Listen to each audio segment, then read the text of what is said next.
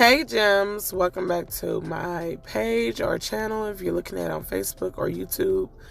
In this hairstyle, I'm doing the Fulani hairstyle with crochet curls in the back. As you can see, I have the curly hair, which is Freetress beach curl, all in the back on the rack. But right now I am focusing on the back, which is where the curly crochet will be placed. I'm creating this beehive kind of beginning, and then I'm going to transition into cornrows straight back. And some people do a full beehive in the back. I used to do it that way, but now I just do it the way that you see on this video. It still turns out the same in the same way.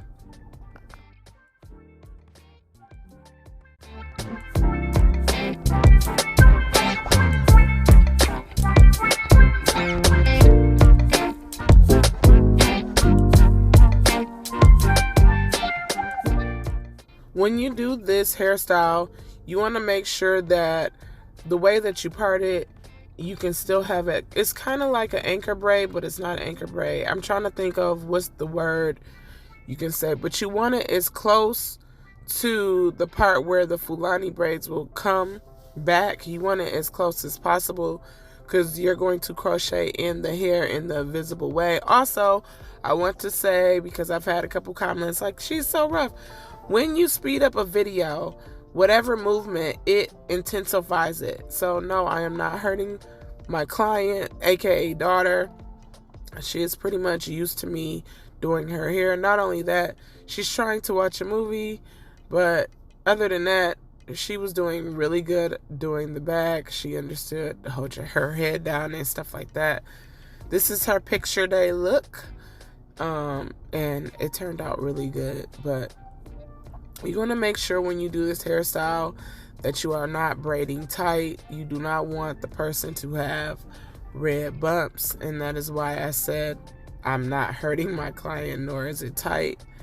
But as you can see right here, I'm finishing the loop around. I also wanted to say that you want to make sure you prep the hair for the Fulani braids as well. The type of hair that I'm using for the braided part is Expressions Color 2, and it is 42 inches in the green bluish pack, I believe. The braiding gel that I am using is the Pure Neat Braid. For this back section, you can see I am not using any extensions for the back of her head. Her hair has enough thickness and it has enough length that it is fine. Also, when you braid this down, I'm doing the liftover braid method.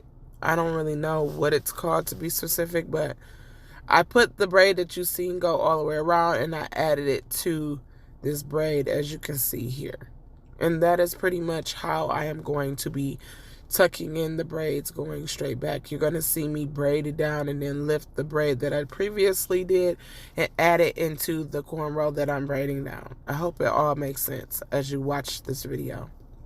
If this is your first time watching my video, please hit that subscribe button or that follow button.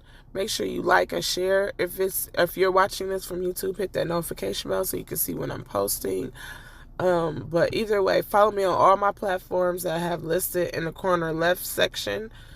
And yeah, I hope you guys are enjoying this video. But as you can see right here, I'm raising that braid up and I'm just braiding it down into it. I do that because I really don't want to sew it in. I don't find it to, like, it's other methods than sewing down the braid. And even once I get done, and you can see me pulling against it, because the one thing you don't want is for that braid that's going up to be pulling in the back of where it left off. So I wanted to make sure that it wasn't doing that, because that could cause hair loss, and we don't want that.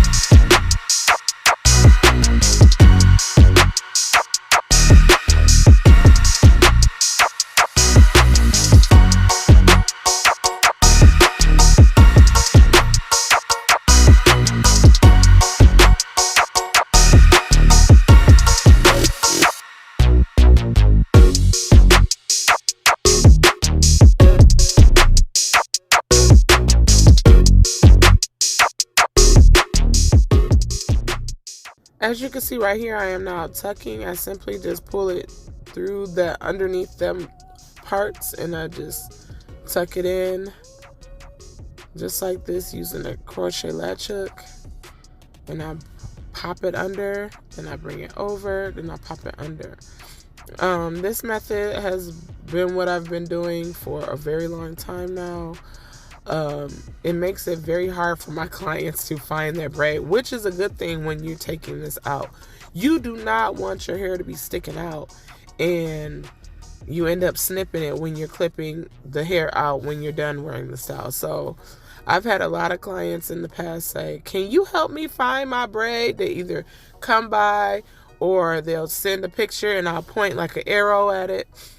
And yeah, you want to make sure you tuck the back really good, that braid that you have off.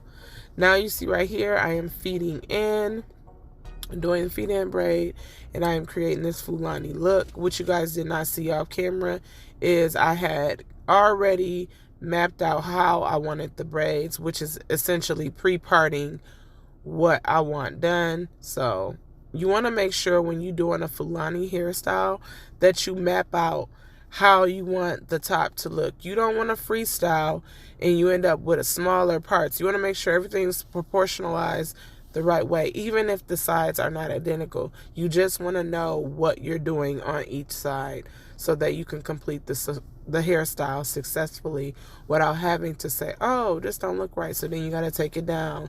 Especially if you're not like a person that's been braiding for a while. You want to make sure, if you're a beginner, that you map out the parts and then do the braiding process after.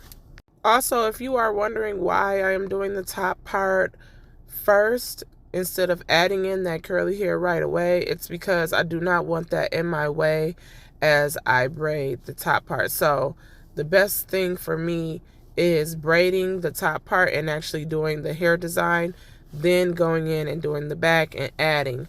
To me, it makes it either more quicker for me or it's just more efficient just as far as convenience. But you can start in the back.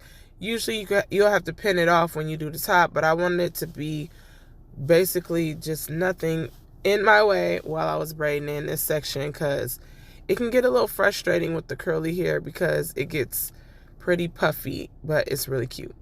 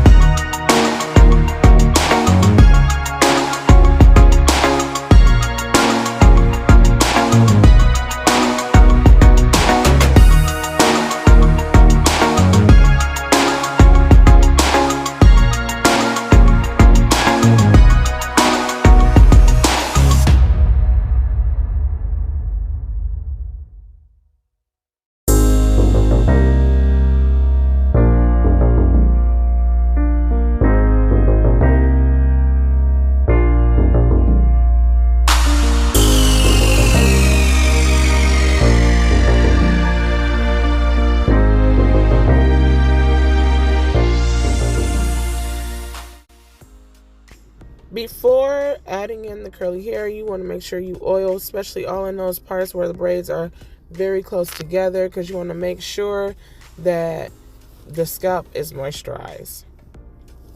Then I'm doing the invisible method, which is basically not showing the knot on the other side, and I do that throughout that first perimeter braid that I did when we first started this hairstyle.